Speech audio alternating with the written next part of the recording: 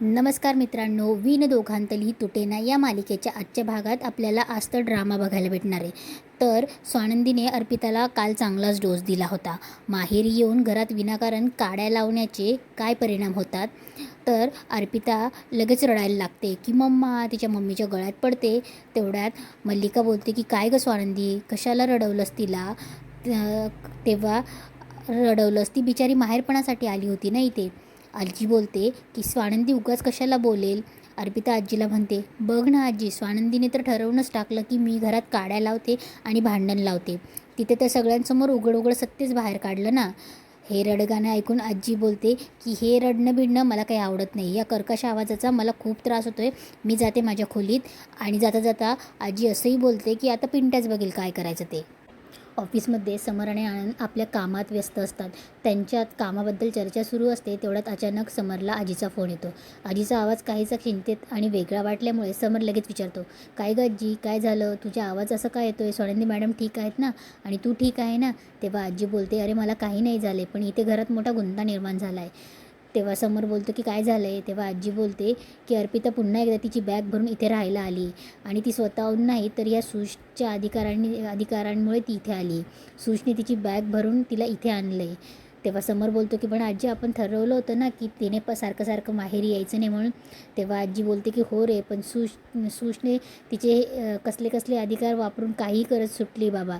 तू आधी तिच्या या अधिकारांचं काहीतरी कर. हा घरातला गुंता सोड आणि लवकर घरी ये. तेव्हा समर बोलतो की बरं ठीक आहे, मी निघतो. इकडे घरी मात्र मल्लिका आणि स्वानंदीमध्ये शाब्दिक चकमक सुरू असते. मल्लिका स्वानंदीची समजूत काढण्याचा प्रयत्न करते. जाऊ दे ना स्वानंदी, आता ती आलीच आहे तर राहू दे ना तिला.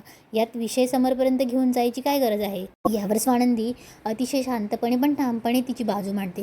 ती म्हणते, मी कुठे तिला विरोध करते, पण अर्पिता ताईंना त्यांच्या सासरी राहावं हा निर्णय स्वतः समर राजवाडेंनीच घेतला होता ना.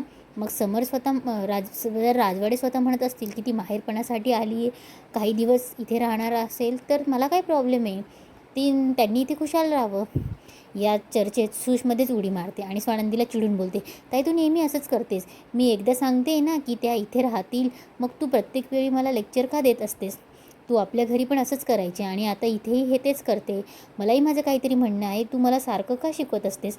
यावर स्वानंदी सुशला सडेतोड रिप्लाय देते आणि ठणकावून सांगते, हो मी तुला शिकवणारच, कारण तू माझी फक्त लहान बहीणच नाही आहेस.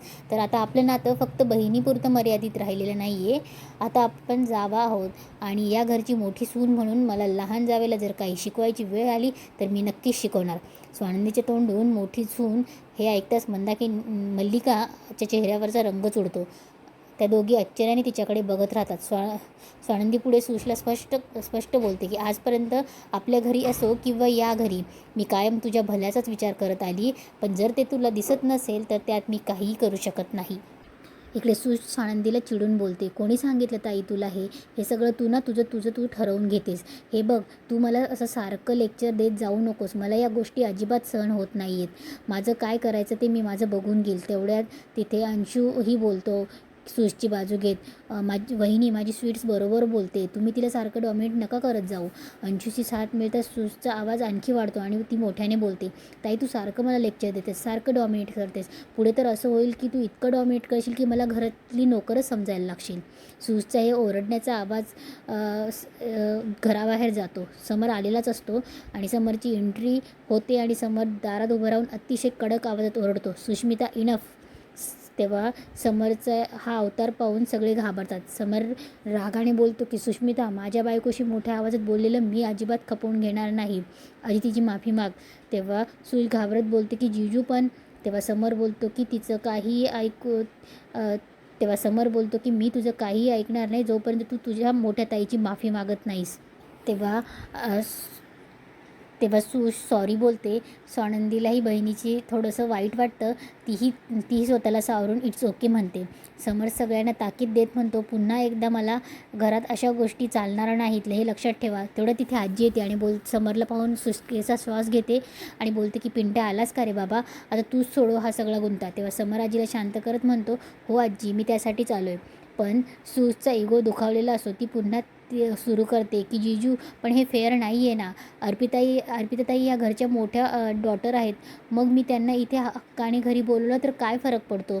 त्यांनाही माहेरी यावंसं वाटतं ना. आणि स्वानंदीताई बघा ना कशी वागते. ती त्यांना घरात येऊच देत नाही आहे. तेव्हा समर बोलतो की स्वानंदी मॅडम ज्या पद्धतीने वागतायत ते अगदी योग्यच आहे. अर्पिताने याआधी खूप वेळ माहेरी घालवला आहे. त्यामुळे तिने आता सासरी राहून तिचा संसार सांभाळणं ही जास्त योग्य आहे.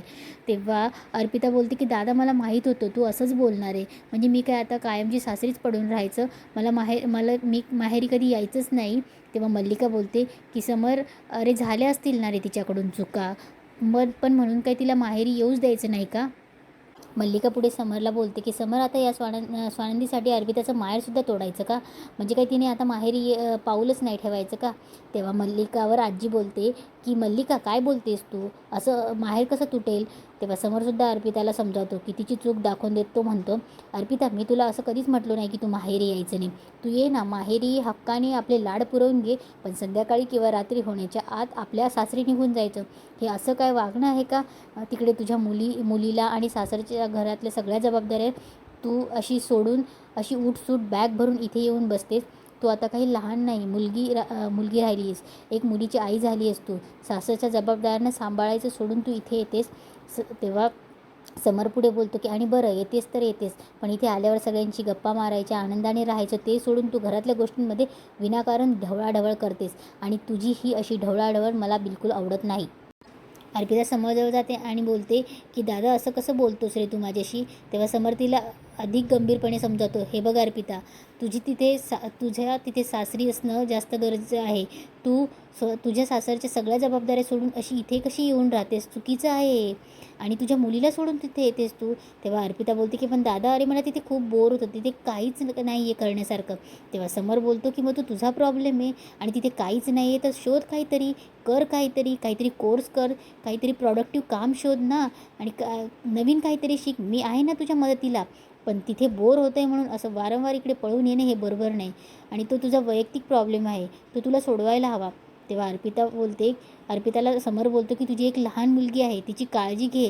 तिला या वयात तिच्या आईची सर्वात जास्त गरज आहे हे विसरू नको. तेव्हा अर्पिता बोलते की दादा मला माझ्या मुलीची काळजी नाही असं नाही आहे रे. पण तिथे आहे ना तिची काळजी घ्यायला ग्रॅणी आहे ना.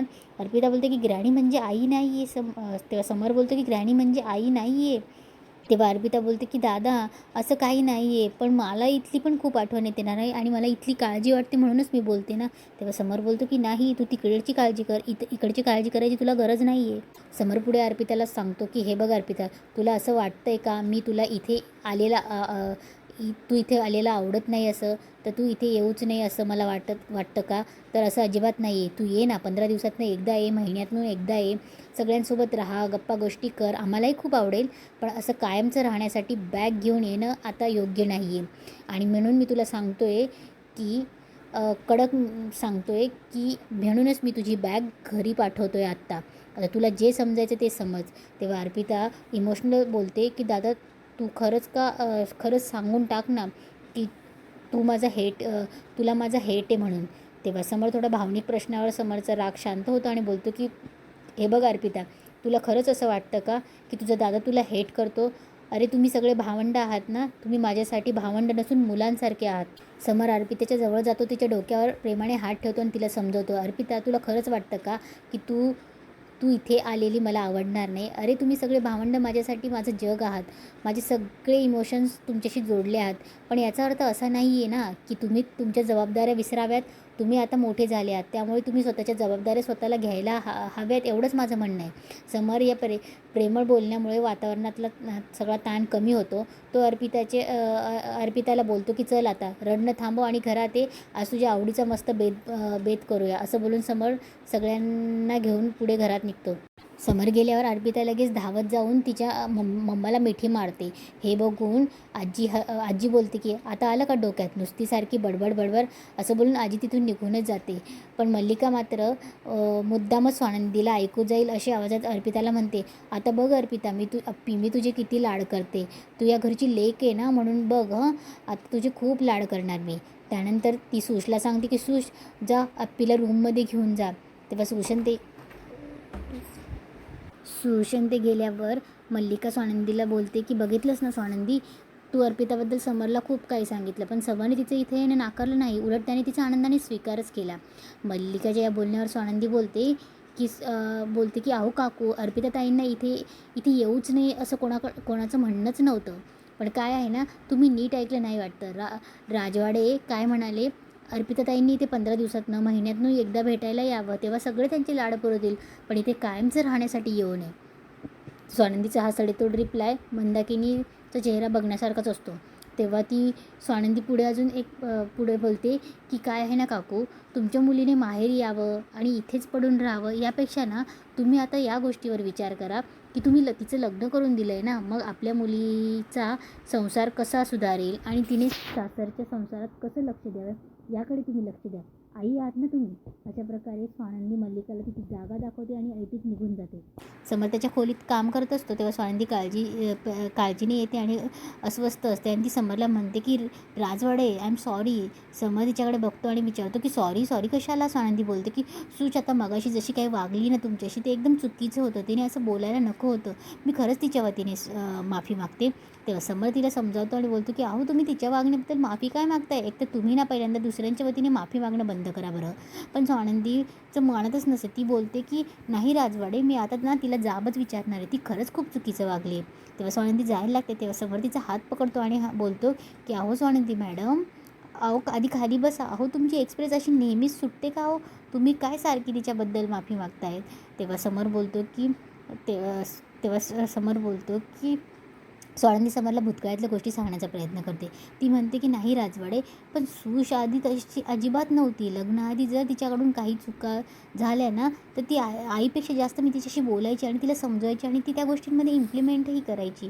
तेव्हा समर बोलतो की हो, पण आधीची परिस्थिती वेगळी होती आणि आता वेगळी ना स्वानंदी मॅडम. आत्ता आणि याच्यामध्ये तुमच्या नात्यांमध्ये फरक आला आहे आणि आधीची परिस्थिती जरी वेगळी होती, आता हे अचानक जे काही झालं आहे ना. समर स्वानंदीला बोलतो की अहो तिला हे सगळं आधी पचू तर द्या ना, ती आत्ताच कुठे या घरात आली, तिला आधी ती व्यवस्थित रुळू द्या, इथलं वातावरण समजून घेऊ द्या, त्यानंतर ज्या काही चुका होतील त्या हळूहळू दुरुस्त करू द्या. आणि समजा तिची चूक तिला नाही लक्षात आली तर आपण आहोत ना, आपण तिला तिची चूक समजून सांगूया. समर स्वानंदीला बोलतो की हे बघा स्वानंदी मॅडम, आता तुम्हाला एक सांगतो की हे प्रत्येक गोष्टीचं ओझं स्वतःच्या अंगावर घेणं, डोक्यावर घेणं सोडून द्या. काही गोष्टी वेळेवर सोडून देत जा, कळलं का तुम्हाला. तेव्हा स्वानंदी बोलते की हो राजवाडे, पटतंय मला हे. तेव्हा स्वानंदी बोलते की हो पटतंय मला. तेव्हा समर तिला बोलतो की हे बघा, सुष्मिताची पद्धत होती की काय होती, चुकीची होती, नक्कीच चुकीची होती, मला मान्य आहे. पण तिलाही तेच वाटत होतं ना की अर्पिताचं चांगलं व्हावं आणि त्याचाच प्रश्न वाटत होता. तर तिला आता मी नीट समजावून सांगितलं आहे अर्पितालाही. सो आय होप सो आता तिला समजलं असेल.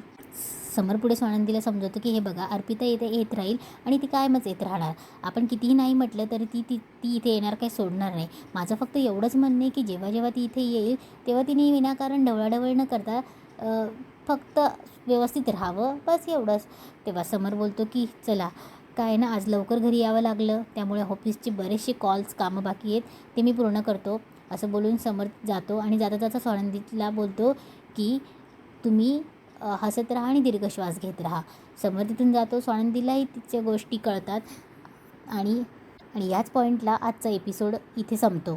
तर मित्रांनो, आजच्या भागाचा हा शेवट तुम्हाला कसा वाटला. समरने अर्पिताच्या बाबतीत घेतलेली ही समजूतदार भूमिका आणि स्वानंदीला दिलेले दीर्घ श्वास घेण्याचा हा गोड सल्ला तुम्हाला आवडला का. तुम्हाला काय वाटतं, अर्पिताचं खरंच घरात ढवळाढवळ करायची थांबेल का. तुमचं मत खाली कमेंट करून नक्की सांगा. आणि वीण दोघांतलीही तुटेना या मालिकेचे असेच धमाकेदार डेली रिव्ह्यूज आणि येणारे ट्विस्ट सगळ्यांआधी जाणून घेण्यासाठी आपल्या चॅनलला आत्ताच लाईक, शेअर आणि सबस्क्राईब करा आणि बेल आयकॉन दाबायला विसरू नका.